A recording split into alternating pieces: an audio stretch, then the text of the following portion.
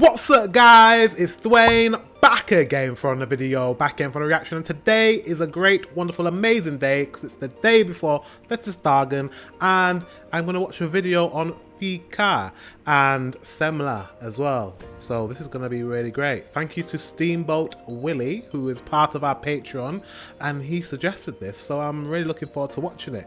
So without further ado, let's get into this reaction. Let's go. I've talked a lot on this channel about all of the different things that Sweden has got going for it as a country. But something that we end up coming back to time after time is FIKA, the FIKA. Swedish concept of coming together with your friends or family, sharing a coffee or another hot drink and eating a small treat. In fact, in one of my first videos right here on this channel about a year ago, I shared 5 of my favourite fikas with you guys, and you came back with all of your other baked treats and suggestions in the comment section down below.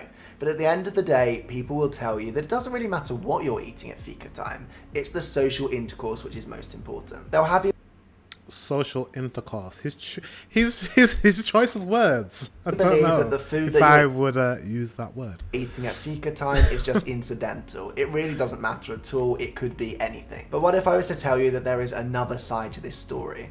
That in fact the Swedes are harbouring their best kept secret. And if you've read the title of this video or been around on my channel for any long period of time, I think you'll know where this is going already. Yes, you guys, because today's video is dedicated to the absolutely ultimate Swedish fika treat, the semla. So over the next few minutes we'll be digging into the history behind the semla and how it came to be in its current form today, and all of the reasons as to why this is Sweden's ultimate fika treat. So listen up. Okay.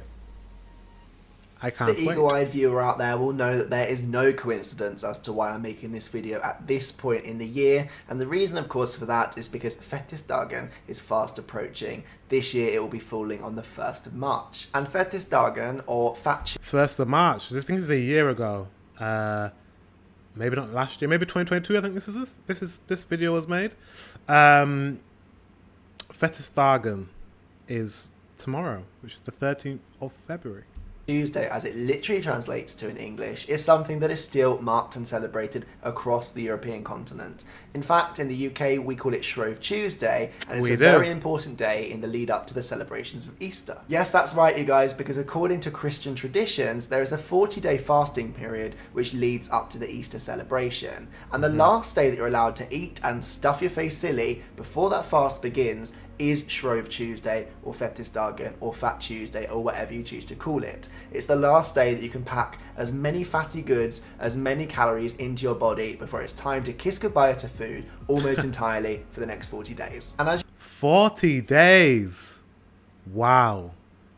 Damn. Let me know in the comment section if any of you guys have fasted for 40 days. Let me know. You might expect, different countries have developed their own unique and interesting ways to mark this occasion, and I have to say, as someone from the UK, I thought we were onto a bit of a winner here, because in the UK we mark Fat Tuesday or Shrove Tuesday with the tradition of Pancake Day, and the reason for that of course is there's lots of rich ingredients which we can use up on that last day that we're allowed to eat whatever we like. Yeah, so we use all the flour in the cupboards, all the sugar, all the sweet treats like honey and syrup and deliciousness.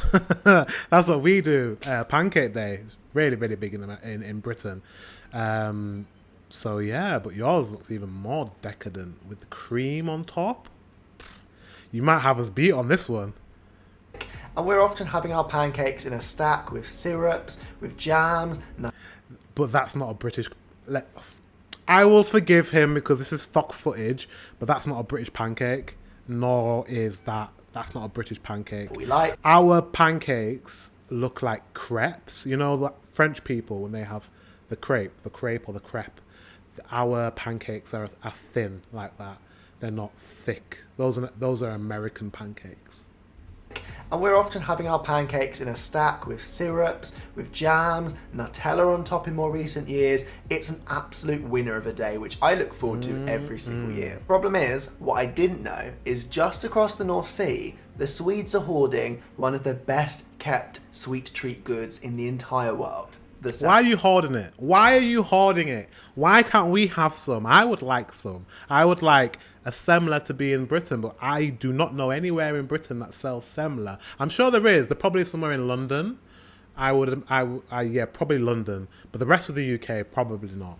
The semla. So I think it's So high good. time that we lift the lid, pun intended, on this sweet treat and share it with the rest of the world. So if you don't have any idea what I'm talking about, it's time to get you caught up. Yes, if the semla is an entirely new concept to you, you have been missing out, and I am here to fill in those gaps for you and put you out of your misery. But all I can say is, you're lucky that we're talking about the semla here in the 21st century, and that you didn't come over to Sweden in the Middle Ages to experience it when it first arrived here. Because when it first came out, the semla looked nothing like what it resembles today. No, in fact, if you had been browsing the streets of Gamla Stan in Stockholm in the early Middle Ages, I don't have any hesitation saying that you might have been a little bit underwhelmed when you first experienced the semla, because it didn't look anything like the treat that we have today. In fact, it was just a wheat bun, no seasoning at all, very, very soft, very, very basic. But then along... Oh, so it didn't have any cream or anything like that. It was just literally the bread bun. Okay. Came the year 1541 when the semla started to get that prime and centre role that it's got today in the Fetisdagen tradition.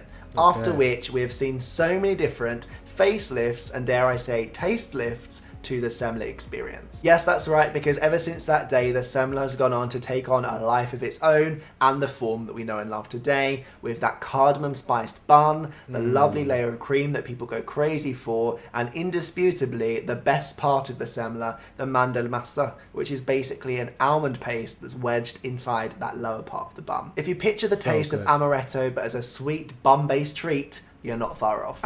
And you know what? I love amaretto. Like as a drink, as an alcoholic beverage, I love amaretto. So as a result, oops, sorry, my bad. And I love almonds, so I know I'm going to love semla. So yeah, I'm excited. Is the almond butter? Let me know in the comment section. Is the almond butter is that sweet, or is it not sweet? I need to know this. No one said yet whether it's sweet or not, but let me know in the comment section. Result of all of those enhancements, we ended up with this masterpiece. Honestly, what is there not to love about this cake? In fact, I'm prepared to go out on a limb and say perhaps the best time to visit Sweden might have been in about the 18th century, when this tradition of fasting started to begin to fade here in Sweden. And after that point, instead of just having one of these semla on that last day that you're allowed to eat before the fasting period, people started to have a semla every single Tuesday for 7 weeks leading up to Easter. What a time to be alive. But I think that the seasonal nature of this good and the fact that you only see it in the shops between December and February time means that a lot of tourists around the world aren't that familiar with this. They don't really think of semla when they think of Swedish FIKA. That's true, because most people go to Sweden. I would have thought like during the summertime. Like tourists would come summertime, right? Because Sweden can be very, very, very, very, very, very, very, very, very cold during the winter. So this is why, because I said in one of my other videos that I want to come to Sweden during the winter time, but a lot of people were like, no, don't come in the winter time, come in the summer because people are a lot happier. It's just nicer, like everything just looks nice because it's sunny. But then I'm like, I'm gonna miss out on like your Christmas traditions, which are amazing, and your semla, like, and it looks magical in Sweden during Christmas time. It's just like, it's a dilemma, isn't it? It's a dilemma. It's like, do I come summer? Do I come winter? I don't know. It's too expensive to come twice in a year. So I've got to pick one. So let me know in the comment section if I should come at winter or I should come at summer. Let me know. FIKA. Instead, they are addicted to their kanelbulle and their wienerbröd, for example. Kanelbulle. And rightly so. And whilst both of those treats are fantastic in their own right, it's time to wake up and smell the daisies. And today I'm going to be running you through some of the reasons why semla is absolutely Sweden's best kept FIKA treat. The first of which has to be its look. It's compact, but it's soft and it's elegant. and you've got that lid and then that swirl of cream, not to mention the way it all comes together. It's just the perfect fika. But I think that where the semla really starts to come into its own is when you look at those ingredients that go into making this tasty treat, because it really is the perfect combination of all sorts of different things, and there's something in there for everybody. You've got the cream, for example, for the kids. You've got the mandelmassa, which, as I've said already, is... That is precision. Have you seen how they're creating that? Wow. the best kept treat of the whole thing. And then if you prefer, you know, a traditional kind of good. bun-based Swedish good instead, you've got that savoury bun that is lightly seasoned and sweetened with the cardamom. Did I mention the almond paste, which just takes it over the edge? But before you embark on a quest to order 15 of these things to try at home on your own, but he's not telling me if the almond paste... Did he say if the almond paste is sweet? I don't think he said that. if you prefer, you know, a traditional kind of bun-based Swedish good instead, you've got that savoury bun that is lightly seasoned and sweetened with the cardamom. Did I mention the almond... Lightly sweet. Okay, so it's a bit sweet. The bun itself is a bit sweet. And paste, which just takes it over the edge. But no before you one's embark telling me on if a the almond quest to paste order is 15 sweet. of these things to try at home on your own, make sure that you consider taking everything in moderation. Yes, because based on looks alone, you would think that you could sit there happy and eat semla all day long. But King Adolf Fredrik in 1771 learnt the hard way that that might not be as easy as you first think. Reason being, in 1771, he decided to follow up a lobster and champagne-based banquet with 14 of these buns, dying of indigestion only slightly later. He had 14 buns. No wonder he died after eating like having champagne and lobster. Wow, that is such a gluttonous life he had as a king. So maybe the Swedes were onto something by just having these guys once every Tuesday in the lead up to Easter. But where the semla really starts to come into its own is when you look at how diverse and flexible this baked good is. Yes, that's right, bakeries all the way up and down this country have taken on the tradition to try and switch up the semla recipe and create new and exciting experimental versions. In a tradition that has given birth to the likes of the Nutella-filled version of the semla cake, the Nutella one. Birth to the likes of the Nutella-filled. That is delicious. Obviously, I'm going to try the original first, but the Nutella one, I have to try it. I have to try it. It's not traditional, but I have to try it. Version of the semla. Wow. The semla cake, semla cake looks delicious. Princess daughter collaboration called the Princess Semla, and even the semla wrap. That looks... Where the dough is rolled out flat, filled with the almond paste and whipped cream, and then wrapped back up like you're eating a burrito. And if I'm being honest, sometimes I think that the Swedes take this innovation a little bit too far. For example, when they created the semla ice cream, the semla porridge, and the semla milkshake. But that... I don't know. The semla milkshake looks pretty good. That looks pretty good. That said, it just goes to show quite how far you can take this dish and quite how many exciting blends and concoctions you can make on this fika. But He said the semla milkshake looks like a bit like extreme, but from the last video, I just saw a semla burger. A semla burger. Now that's extreme. I'd also argue that it's this diversity of the semla which is its biggest strength. And if you won't take it from me, check out what Swedish food scientist Richard Tellström of Örebro Universitet had to say on this topic. He said the semla is a bun that's designed to be social, to be seen, and to be talked about. And it's these new variations which only go on to create more conversation and put the semla back at the centre of the debate. It's fika at its best. And to be honest with you guys... What an awesome tradition. What an awesome tradition. And I'm being sincere when I say that. Because when I think of how we celebrate Shrove Tuesday or Fettestagen in Britain, we have pancakes. But pancakes, although they're social among your household, so you would have pancakes, you would make pancakes yourself at home, and you'd have them with family. Maybe you'd ask a friend to come over to make pancakes as well. That could be a thing. But it's not really a thing where you could go out into the town centre or the city centre and go to a bakery and get pancakes. It's not that, because you have to eat them hot as soon as they come out the pan. Whereas with your semla, you can get them at a bakery, freshly done. You can have them with a fika with your friends, I'm guessing, and colleagues. It's a very social thing to have. Whereas I don't think pancakes are the same because you make them at home yourself. So they're a bit different. So I really like the tradition that you have with semla, and having it with a FIKA and just having it with other people and friends and just socializing. I just think that's really cool. Yeah. I think we should have that in England.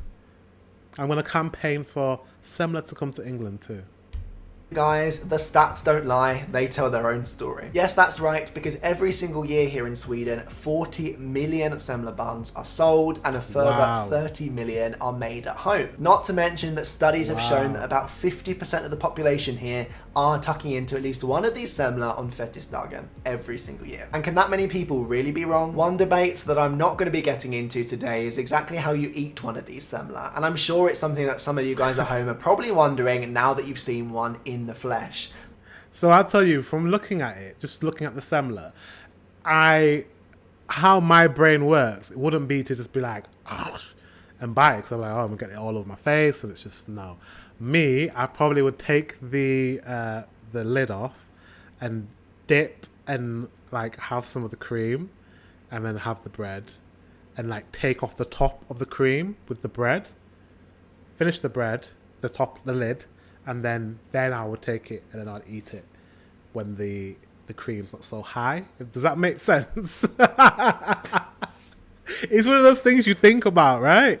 I don't know, maybe it's just me. As soon as I saw it, I said, how would I eat that? I would take the lid off and I would use it as a spoon for the cream. Let me know in the comment section how you eat your semla. But there are several different ways that are said to be popular for eating the semla, and people compete on which one they think is the correct way to do it. In fact, if you're Swedish yourself, why not jump down into the comments once you're done here and let us know, how do you guys eat a semla? What is the best way to do it in the region that you're from? But with that said, I've got a semla to be eating, so it's about time that I wrap up this video and get back out there to the mandelmassa before it starts to warm up to room temperature. Hope you really enjoyed watching this one. Let me know down in the comments below if you've tried semla before, if you will be trying it now. Do you agree that it's the best FIKA here in Sweden, or is there something else that you think is even better? You can let me know all that good stuff in the comments section down below. And subscribe if you haven't done so already. I put out videos every single... That's great. Yes, so semla, I need to try. Looks delicious. I was going to ask, you know, with FIKA, let me know in the comment section, guys, as well as the question I asked before about how you eat semla. But in terms of FIKA, is brunch also a big thing in Sweden? Because brunch obviously is different. Like brunch is like, I mean, you'll have an entire like dinner, a lunch and brunch is lunch and breakfast. Lunch and breakfast. So in the UK we have afternoon tea, which is like a tier of sandwiches and cakes, and you have that with tea and coffee, and that's a whole thing. And then you have brunch as well, which is a thing that you have in the UK, that you have with friends. Do you guys have brunch in Sweden? Let me know. I know there's a lot of questions, but let me know in the comment section. Guys, thank you very much for watching. Until the next one, I will see you soon. And have an awesome Fettisdagen tomorrow.